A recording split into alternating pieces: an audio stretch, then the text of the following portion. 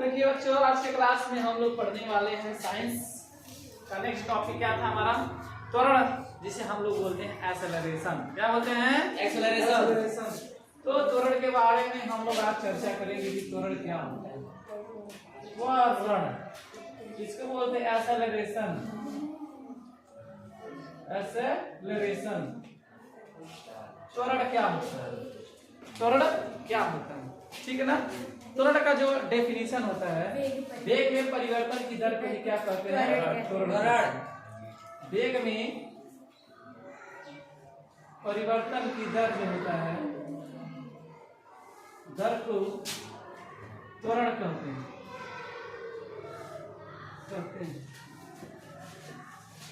आप कहेंगे सर ये कुछ लोग कह रहे हैं हमको समझ नहीं आया, ये परिभाषा कुछ नहीं हमको समझ नहीं आया।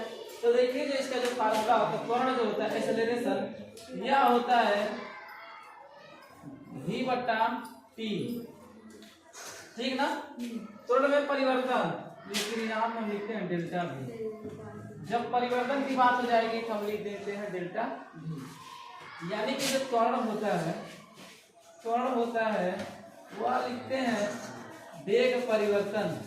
वेग परिवर्तन और नीचे जो टाइम होता है उसको हम क्या बोलते हैं? दर। वेग परिवर्तन बट्टा में समय। वेग परिवर्तन बट्टा में जो समय है उसको हम क्या कहते हैं? त्वरण कहते हैं। ठीक है। अब देखिए, जो वेग होता है इसका जो मात्रा क्या होता है, तो कहेंगे सर मीटर प्रति सेकंड होता है। और यहाँ पे भी सेकंड है, नीचे भी सेकंड, तो सेकंड सेकंड आपस में स्क्वायर मल्टीप्लाई होकर स्क्वायर हो जाएगा, तो मीटर प्रति सेकंड स्क्वायर हो जाता है। ये इसका मात्रक होता है। तो त्वरण का जो मात्रक होता है, मीटर प्रति सेकंड, त्वरण का जो मात्रक होता है वो क्या हो जाता है? मीटर प्रति सेकंड। मीटर प्रति सेकंड स्क्वायर हो जाता है। क्या हो जाता है? मीटर प्रति सेकंड स्क्वायर हो जाता है। आप समझिए, त्वरण, त्वरण का मतलब देखिए, जो वेग में परिवर्तन करे। वेग में क्या करे? परिवर्तन। मोटरसाइकिल देखे हैं, बाइक, जो एक्सीलरेटरवा लेते हैं वो एक्सेलरेशन है। क्या है? जैसे देखिए, अब हम यहाँ पे क्या कर रहे हैं, देखिए वेग को क्या कर रहे हैं? बढ़ा रहे हैं। अब वेग को घटा रहे हैं, वेग को बढ़ा रहे हैं, वेग को घटा रहे हैं। तो इसको बढ़ाने और घटाने जो हमारा समय लगता है, जो हमारा समय लगता है, उसी को हम लोग क्या कहते हैं? त्वरण कहते हैं। समझ आया ना। तो देखिए, वेग बढ़ा दिए और वेग घटा दिए, वेग बढ़ा दिए, वेग घटा दिए। बढ़ाने घटाने में समय लगेगा नहीं लगेगा? तो वेग में परिवर्तन होगा ही नहीं हो गया। जब वेग बढ़ेगा घटेगा तो वेग में परिवर्तन होगा ही नहीं हो गया। जब कोई बढ़ता घटता तभी तो परिवर्तन, उसी को परिवर्तन कहते हैं। तो वेग घट बढ़ रहा है तो वेग में ना परिवर्तन होगा। अगर समय घटता बढ़ता है तो समय में परिवर्तन होता। यहाँ पे वेग घट बढ़ रहा है तो वेग में परिवर्तन। अब वेग में परिवर्तन में होने में जो समय लगता है उसी को हम क्या कहते हैं? त्वरण कहते हैं। समझ आए जी?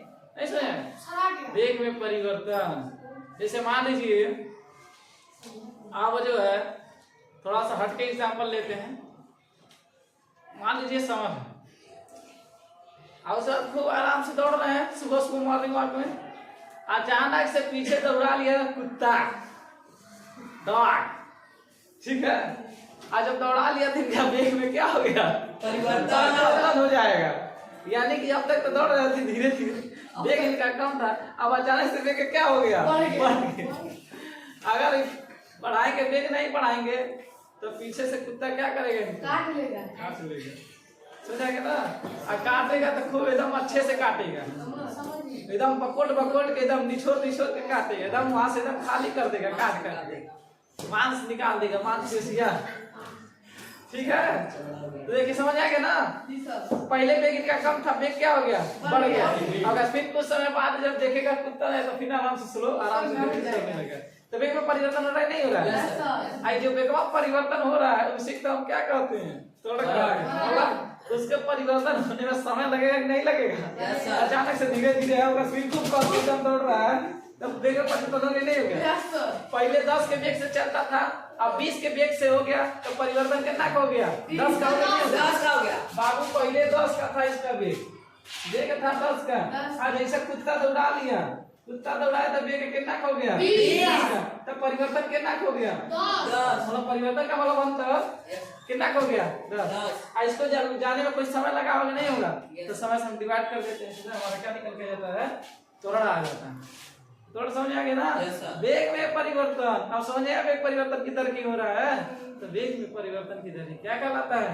त्वरण कहलाता है। समझ आ गया कि नहीं है? अब देखिए इसको जो है इससे हमारा एक समीकरण बन जाता है, वेग का एक समीकरण बन जाता है गति का। गति का समीकरण कैसे बनता है? यह देखिए ये हमारा एक्सेलरेशन है। अब वेग में अगर मान लीजिए अगर अभी धीरे धीरे चल रहे इसका कुछ प्रारंभिक वेग है, ठीक, और जब और कस के चलेंगे तो जहाँ पर रुकेंगे तो अंतिम वेग होगा। तो वेग जब वेग में परिवर्तन हो रहा है तो वेग पहला वेग कुछ और रहा होगा और अंतिम वेग कुछ और रहा होगा। हम मान लेते हैं प्रारंभिक वेग सर u था और अंतिम वेग क्या है? v। तभी तो इनका अंतर निकलेगा, अंतर तभी तो निकलेगा। अब इसको बताइए, इसको जो है इस अंतर को तय करने में कोई ना कोई समय लगा होगा कि नहीं लगा होगा? Yes, sir. तो समय लगा होगा, कितनी समय लगा होगा? 30 समय लगा होगा नहीं लगा होगा? Yes, sir. अब इसको मल्टीप्लाई करेंगे तो क्या हो जाएगा? 80 हो जाएगा और यहाँ पे हो जाएगा u माइनस v। सो जाएगा कि नहीं आगे भाव? अब ये बताइए हमें माइनस v यह बगल आ जाएगा तो माइनस के साथ यदि प्लस हो जाएगा v अब बराबर हो जाएगा u। अब इसको जब हम सीधा करेंगे तो u बराबर v प्लस क्या हो जाएगा? 80 और यही हमारा हो गया गति का समीकरण। तो गति का पहला समीकरण क्या होता है? v बराबर u प्लस 80 और ये कहाँ से आता है? तो हमारे त्वरण के फार्मूला से आता है। समझ नहीं है? तीन गति के तीन समीकरण होते हैं ना, इस क्या होता है? u बराबर v प्लस 80 u स्क्वायर बराबर v स्क्वायर। हमारे पास जो होता है तीन गति के जो समीकरण निकल के आते हैं, ठीक है ना? तो दूरी के लिए बता देता है। तो क्या है आपको एक्सेलरेशन यानी कि त्वरण अच्छे से समझ में आया कि नहीं है? त्वरण में कोई दिक्कत है, कोई समस्या, कोई परेशानी है? नहीं। अब हम लोग समझते हैं